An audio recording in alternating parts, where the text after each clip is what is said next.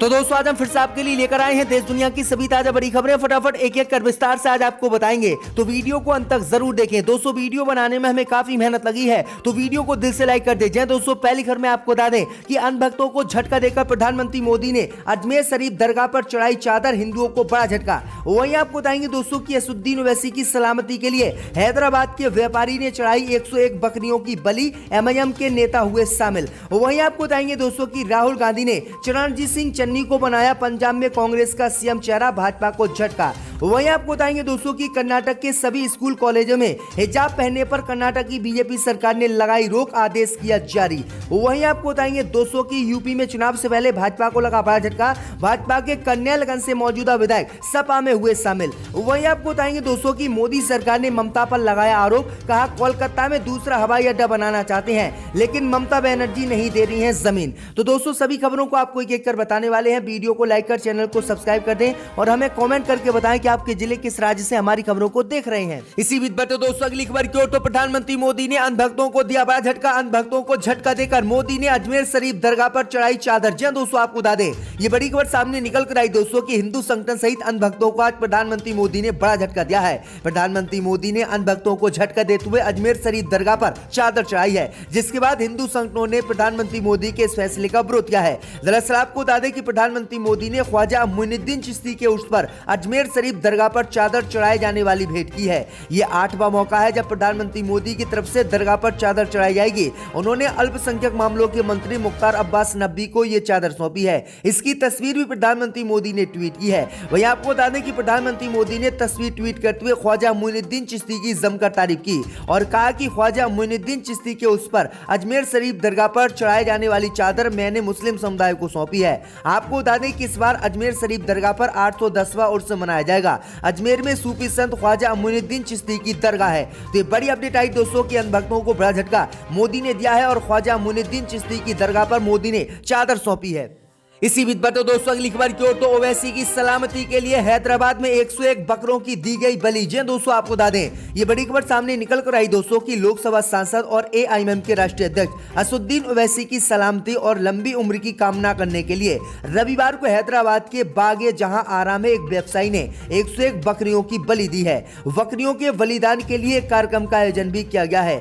India today में छपी एक रिपोर्ट के मुताबिक इस आयोजन में एमआईएम के विधायक अहमद बलाल भी शामिल है। उत्तर प्रदेश के मेरठ से दिल्ली जा रहे सांसद ओवैसी की कार पर गोली लगने के कुछ दिन बाद ये बात सामने आई है। वहीं आपको बता दें कि 3 फरवरी को असुद्दीन ओवैसी पर उत्तर प्रदेश में हमला हुआ था और इसी हमले को लेकर असुद्दीन ओवैसी की सलामती के लिए 101 बकरियों की बलि हैदराबाद में दी गई है। इसी बीच पर दोस्तों अगली खबर की ओर, तो कर्नाटक के सभी स्कूल कॉलेजों में हिजाब पहनने पर बीजेपी सरकार ने लगाया प्रतिबंध, आदेश हुआ जारी। जी दोस्तों आपको बता दें ये बड़ी खबर सामने निकल कर आई दोस्तों की कर्नाटक में हिजाब को लेकर जारी बवाल के बीच प्रदेश की बीजेपी सरकार ने आदेश जारी कर सभी स्कूल कॉलेजों में हिजाब पहनने पर प्रतिबंध लगा दिया है। वही आपको बता दें कि सरकार ने प्रतिबंध लगाते हुए आदेश जारी किया है कि सभी विद्यार्थियों को एक समान कपड़े में स्कूल में आना होगा और किसी भी कीमत पर हिजाब या भगवा स्कार्फ मुस्लिम या हिंदू छात्राओं को नहीं पहनने दिया जाएगा। दरअसल आपको बता दें कि कर्नाटक में बीते दिनों मुस्लिम छात्राएं लगातार हिजाब पहनकर स्कूल आने की मांग कर रही थी, लेकिन कई स्कूलों ने इस पर प्रतिबंध लगा दिया था, जिसके बाद पूरे कर्नाटक सहित पूरे देश में इस हिजाब को लेकर विवाद हुआ था। लेकिन अब बीजेपी सरकार ने शामी एक आदेश जारी किया है जिसमें कर्नाटक के सभी गैर सरकारी और सरकारी स्कूलों में हिजाब भगवा पहनने पर प्रतिबंध लगा दिया और कहा है कि अब सभी छात्रों को ड्रेस में आना होगा, चाहे वह छात्र हिंदू हो या फिर हो मुसलमान। इसी बीच पर दोस्तों अगली खबर की ओर, तो उत्तर प्रदेश में चुनाव से पहले भाजपा को लगा बड़ा झटका, भाजपा की मौजूदा विधायक सपा में हुए शामिल। जी दोस्तों आपको बता दें ये बड़ी खबर सामने निकल कर आई दोस्तों की यूपी में चुनाव से पहले भाजपा को आज बड़ा झटका लगा है।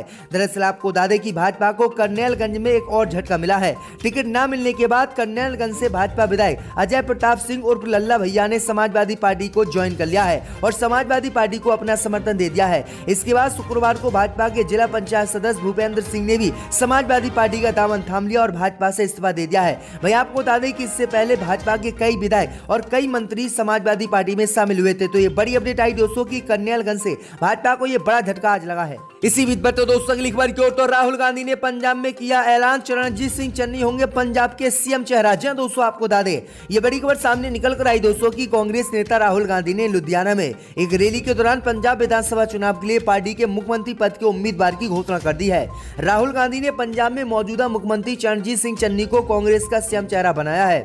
राहुल गांधी ने कहा है कि ये मेरा नहीं बल्कि पंजाब के लोगों का फैसला है। राहुल गांधी ने आगे कहा है कि चन्नी जी गरीब घर के बेटे हैं, गरीबों को समझते हैं, गरीबी से निकले हैं और उनके दिल में खून में पंजाब है। सिद्धू के दिल में खून में पंजाब है। आप काट के देखें कभी तो खून नहीं बल्कि पंजाब उनके दिल में दिखेगा। तो राहुल गांधी ने पंजाब में चन्नी को ही मुख्यमंत्री चेहरा बना दिया है। इसी बीच पर दोस्तों अगली खबर की ओर तो उत्तर प्रदेश में हार से बौखलाए योगी आदित्यनाथ, कहा सपा वालों ने बनाए हैं कब्रिस्तान, हम बनाएंगे शमशान। जी दोस्तों आपको बता दें ये बड़ी खबर सामने निकल कर आई दोस्तों कि उत्तर प्रदेश में अपनी हार से बौखलाए योगी आदित्यनाथ ने एक बार फिर से उत्तर प्रदेश में कब्रिस्तान और शमशान घाट का जिक्र किया है। दरअसल आपको बता दें कि उत्तर प्रदेश के मुख्यमंत्री योगी आदित्यनाथ ने समाजवादी पार्टी के शासन में कब्रिस्तान की बाउंड्री करने का आरोप लगाते हुए कहा है कि उन्हें कब्रिस्तान से ही वोट मांगना चाहिए। उन्होंने कहा है कि उनकी सरकार ने जो काम किए वह सड़कों पर मेडिकल कॉलेज के रूप में लोग को दिख रहे हैं, लेकिन समाजवादी पार्टी ने अपने कार्यकाल में क्या काम किया ये तो हम नहीं बता सकते, क्योंकि समाजवादी पार्टी की जब सरकार थी तो उत्तर प्रदेश में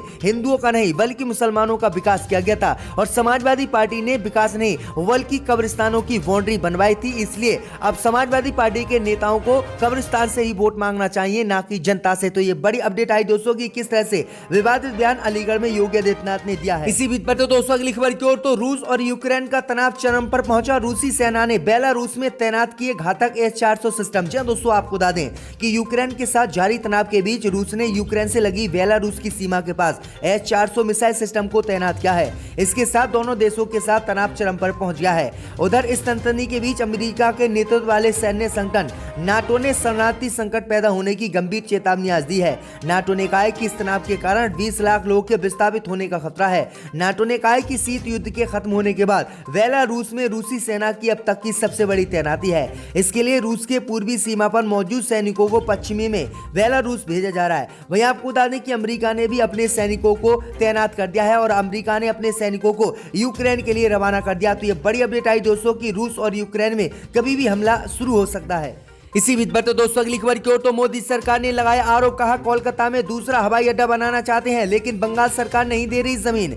जब दोस्तों आपको बता दें कि नागरिक उड्डयन मंत्री ज्योतिरादित्य सिंधिया ने दावा किया है कि पश्चिम बंगाल के कोलकाता के लिए केंद्र सरकार दूसरा हवाई अड्डा बनाना चाहती है और बुनियादी ढांचा विकास योजनाएं भी हैं, लेकिन ममता बनर्जी के नेतृत्व वाली सरकार इसके लिए जमीन उपलब्ध नहीं करा रही है। पश्चिम बंगाल के लिए कई आधारभूत ढांचों से संबंधित योजनाएं भी हैं, लेकिन राज्य सरकार सहयोग नहीं कर रही है। आपको बता दें कि ज्योतिरादित्य सिंधिया ने यह गंभीर आरोप जो है आज ममता बनर्जी पर लगाए हैं। इससे पहले ममता बनर्जी ने भी वादा किया था कि वह जल्दी पश्चिम बंगाल में एक और इंटरनेशनल एयरपोर्ट बनाएंगी। इसी बीच पर तो दोस्तों अगली खबर की ओर तो अखिलेश ने भाजपा पर लगाया आरोप, कहा सपा की ताकत देखकर लोग को फोन पर धमका रही है भाजपा। जी दोस्तों आपको बता दें कि समाजवादी पार्टी के अध्यक्ष अखिलेश यादव ने विधानसभा चुनाव में अपनी पार्टी को मजबूत दावेदार के तौर पर उभरते हुए देखकर आज भाजपा पर गंभीर आरोप लगाए हैं। कार्यकर्ताओं को संबोधित करते हुए अखिलेश यादव ने बिना किसी का नाम लिए कहा कि जब से सपा चुनाव में मजबूत दावेदार के तौर पर उभरी है तब से लोगों को फोन पर धमकी दी जा रही है। अगर किसी के पास ऐसी फोन कॉल आती है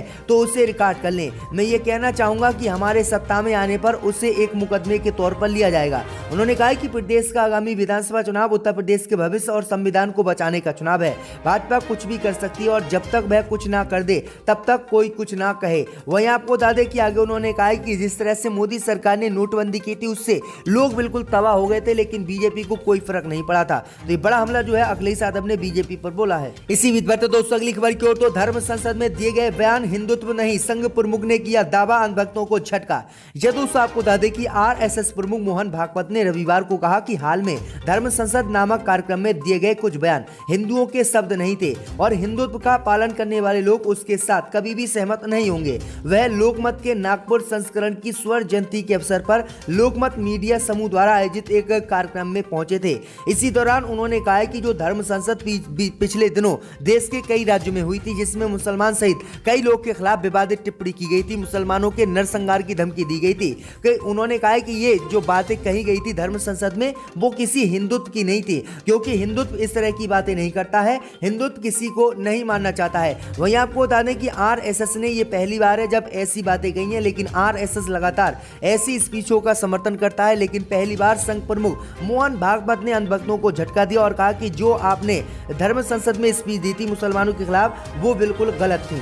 देखा था 2006 में कि एक एमपी ने यहां पर आकर अपने फाइल्स डिप्टी स्पीकर पर फेंक दिए थे। वो भी हमने देखा था और वो उस वक्त कौन थे हम जानते हैं।